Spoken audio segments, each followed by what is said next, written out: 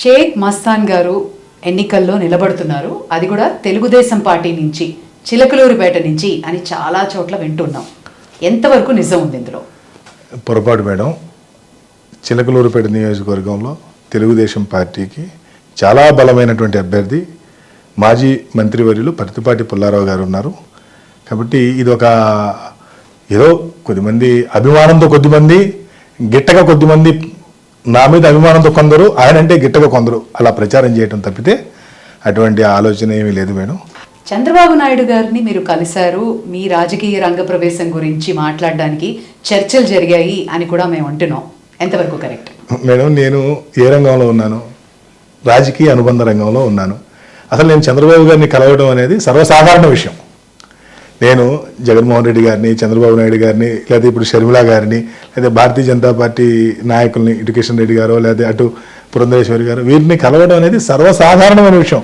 మీ media మిత్రులు ఏ విధంగా అయితే ప్రతి ఒక్కరి దగ్గరికి వెళ్తారో అది కాబట్టి చంద్రబాబు నాయుడు గారి దగ్గరికి వెళ్ళి నేను టికెట్ అడిగేటువంటి పరిస్థితి, నిజంగా మీరు అన్నట్లు నేను రాజకీయాల్లో వెళ్ళాలనుకుని నిర్ణయించుకొని నేను చిలకలూరిపేట నుండే పోటీ చేయాలని ఏదైనా పార్టీ నుండి అనుకుంటే, తెలుగుదేశం పార్టీ నుండి పోటీ చేయాలనుకుంటే పుల్లారావు గారి దగ్గరికి వెళ్ళి, పుల్లారావు గారు నేను ఇలా అనుకుంటున్నాను, మీ సమ్మతిస్తే నన్ను బాబు గారి దగ్గర తీసుకెళ్ళి ఈ విషయం ప్రపోజల్ పెట్టండి అనేవాడిని.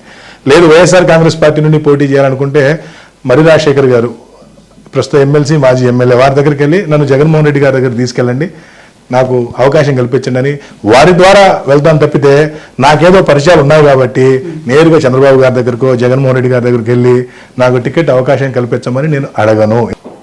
సో బిగ్ బాస్ ని మీరు కలవడం రాజకీయాల గురించి కాదు, but something else. Regular madam, it's my profession. ఎందుకంటే కలిసినప్పుడు జనరల్గా సర్వేల గురించి ఏమైనా రెగ్యులర్, ప్రతి రాజకీయ నాయకులు నన్ను పిలుచుకుంటారు, ఎలా ఉంది మస్తాన్ రాష్ట్రంలో వాతావరణం, ఏం చేయాలి, ఏం చేయబోతున్నా, అదే జనరల్ అన్నట్టు. కాబట్టి దానికి అలా అనుకుంటే ఈ దేశంలో ప్రముఖులందరి దగ్గరికి వెళ్ళాను, ఇక అన్ని పార్టీల దగ్గరికి వెళ్తే డిఎంకే వాళ్ళ దగ్గరికి వెళ్ళాను, ఏఐడిఎంకే వాళ్ళ దగ్గరికి వెళ్ళాను, వాళ్ళ దగ్గర నేను టికెట్ అడగలేను కదా. అంతే, కాబట్టి క్యూరియాసిటీ. Yes madam. బట్ మీ దగ్గరే ఆ మాయాపేటిక ఉంది. ఇక మోస్ట్ ఇంపార్టెంట్, జనాలందరూ చాలా క్యూరియస్గా వెయిట్ చేస్తున్నది your analysis for AP elections. మీ ప్రిన్సిపల్ బట్టి మీరు చెప్పరు నాకు తెలుసు, అయినప్పటికీ మన వ్యూవర్స్ కోసం ఖచ్చితంగా అడగాల్సిన ప్రశ్న, ఎలా ఉంది సినారియో? చంద్రబాబు నాయుడు గారు వైసీపీయా, లేదా షర్మిల గారు BJP? So how is Andhra Pradesh election scenario? So నాకు తెలిసి ఇంకొక 80-90 రోజుల్లో ఆంధ్రప్రదేశ్లో ఎన్నికలు జరుగుతాయి. ఖచ్చితంగా పోలింగ్ అయిపోయినటువంటి మరు నిమిషమే గెలుపు ఓటముల గురించి, ఏ నియోజకవర్గాల్లో ఎవరు గెలుస్తున్నారు ఓడుతున్నారు అనేది స్పష్టంగా చెప్తాను, అందులో అనుమానం లేదు. అయితే మీరు డైరెక్ట్గా ప్రశ్న అంటే ఎంత పర్సంటేజ్ ఎన్ని సీట్లు అని అడగకుండా ఇలా అడిగారు కాబట్టి కొంత రాజకీయ పరిస్థితి లేదు నేను చెప్పగలుగుతాను. ఒకవైపు వైఎస్ఆర్ కాంగ్రెస్ పార్టీ 151 స్థానాలతో బలమైనటువంటి పార్టీగా ఒకవైపు, రెండో వైపు జనసేనతో పొత్తులోకి ఆల్మోస్ట్ ఎంటర్ అయ్యి తెలుగుదేశం పార్టీ కూడా బలంగా మరోవైపు. ఈరోజు ఆంధ్రప్రదేశ్లో 2 ప్రధాన పక్షాల మధ్య ఒక యుద్ధంలాగా ఎన్నికలు జరగబోతున్నాయి, ఏమాత్రం అనుమానం లేదు. ఒకవైపు జగన్మోహన్ రెడ్డి గారికి ఉన్న నంబర్తో పాటుగా ఆయన తీసుకున్నటువంటి సోషల్ ఇంజనీరింగ్ ఏదైతే ఉందో, ఈ సోషల్ ఇంజనీరింగ్ అనేటువంటిది ఆయనకు అతిపెద్ద ఆయుధం కాబోతా ఉంది. చాలామంది అనుకుంటున్నారు ఆయన సంక్షేమ పథకాలు చేస్తున్నాడు కాబట్టి ఎక్కువ ఓట్లు వచ్చే అవకాశం. సంక్షేమ పథకాలకు మించి ఆయన ఏదైతే తన సోషల్ ఇంజనీరింగ్ ద్వారా, తన తండ్రి ఇచ్చినటువంటి వారసత్వం ద్వారా రాష్ట్రంలో కొన్ని వర్గాలని తన దగ్గర తీసుకున్నాడో, ఆ వర్గాలకి ఇతర వర్గాలను జోడించేటువంటి ప్రక్రియ జగన్మోహన్ రెడ్డి గారు చేపడుతున్నారు. సహజసిద్ధంగా ఆ పార్టీకి ఉండేటువంటి ట్రెడిషనల్ ఓటు బ్యాంకు మాల, మాదిగ, ముస్లిం, రెడ్డి, ఈ 4 ప్రధాన వర్గాలకు బీసీ వర్గాన్ని జోడించేటువంటి ప్రక్రియను ప్రారంభించాడు. ఓపెన్గా నా ఎస్సీలు, నా ఎస్టీలు, నా బీసీలు, నా మైనారిటీలు అని ఓపెన్ స్టేట్మెంట్ ఇచ్చేస్తాను. మరోవైపు చంద్రబాబు నాయుడు గారు కూడా అటువంటి సామాజిక అంటే సోషల్ ఇంజనీరింగే స్టార్ట్ చేశారు. జనసేనని కలుపుకోవడం అనేది ఒక పెద్ద సోషల్ ఇంజనీరింగ్. ఎందుకంటే ఆంధ్రప్రదేశ్ రాష్ట్రంలో అతిపెద్ద సామాజిక వర్గం కాపు సామాజిక వర్గం.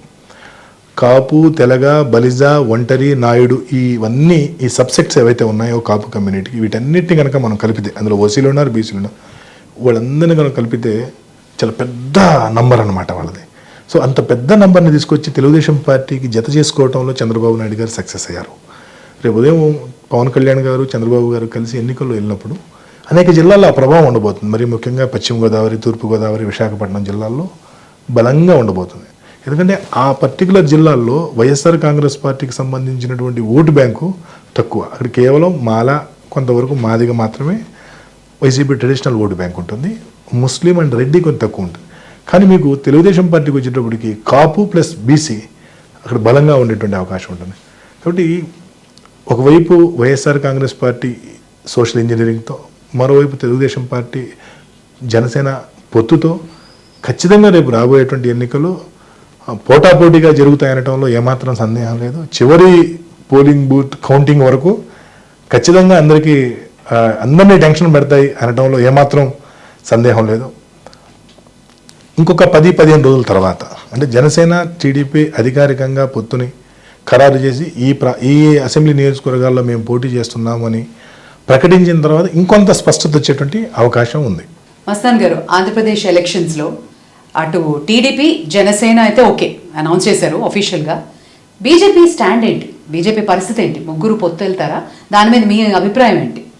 అంటే జనరల్గా మేడం, మీరు పవన్ కళ్యాణ్ గారు పదే మాట్లాడుతూ నేను బీజేపీని కూడా ఒప్పిస్తున్నాను ఈ అలయన్స్లో రావటం కోసం అనేది మీరందరూ చూశారు, వేదికల మీద వారు ప్రకటించారు.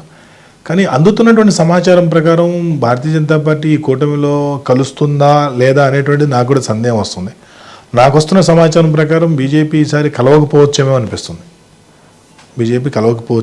అనిపిస్తుంది. సరే, నేను కూడా బీజేపీలో ఉన్నటువంటి ఒకరిద్దరు అగ్రనాయకుల్ని అడిగే ప్రయత్నం చేసినప్పుడు వారు అనేది ఏంటంటే, ఈ తెలుగుదేశం పార్టీ ఇప్పటి వరకు అనౌన్స్ చేసినటువంటి ఈ పోల్ ప్రామిసెస్ ఏవైతే ఉన్నాయో, ఎన్నికల హామీలు ఇస్తున్నారు కదా బాబు గారు, అనేక పథకాలని వారు ఇప్పటికే ప్రకటించడం జరిగింది కదా. ఈ ప్రకటించిన పథకాలు రేపు ఉదయం ఉమ్మడి మేనిఫెస్టోలో పెట్టాల్సి ఉంటుంది.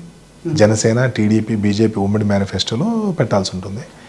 ఈ పెట్టిన తర్వాత జనసేన, బీజేపీ కూడా లయబిలిటీ అవుతాయి. ఖచ్చితంగా లయబుల్ కదా వాళ్ళు కూడా కదా. రేపు ఖచ్చితంగా కేంద్రంలో బీజేపీ అధికారంలోకి వస్తుందని బీజేపీ నమ్ముతుంది. ఈ రామ మందిర ప్రారంభోత్సవం, మూడోసారి మోదీ రామ మందిర ప్రారంభోత్సవం తర్వాత దేశవ్యాప్తంగా భారతీయ జనతా పార్టీకి ఒక అనుకూల వాతావరణం కనబడుతుంది అనేక రాష్ట్రాల్లో.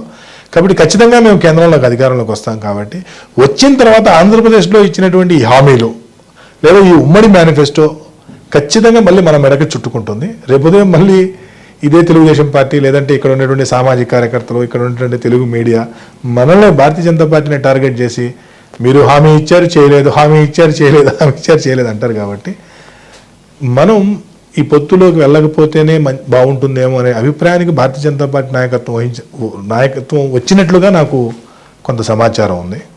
చూడాలి ఏం జరిగిద్దో. రాజకీయాల్లో ఏదైనా జరగవచ్చు. కలవడానికి కూడా బలమైన కారణాలు చెప్పుకోవచ్చు. రేపొదయం కలవకుండా ఉండడానికి ఈ కారణం ముందుకు తెచ్చే అవకాశం కనబడుతుంది. రేపొద్దున కలవస్తే ఏం చెప్తారో కూడా చెప్పలేము మనం. కాబట్టి ఇప్పటి వరకైతే బీజేపీ కలవకపోవచ్చు అనేటువంటిది నా అభిప్రాయం.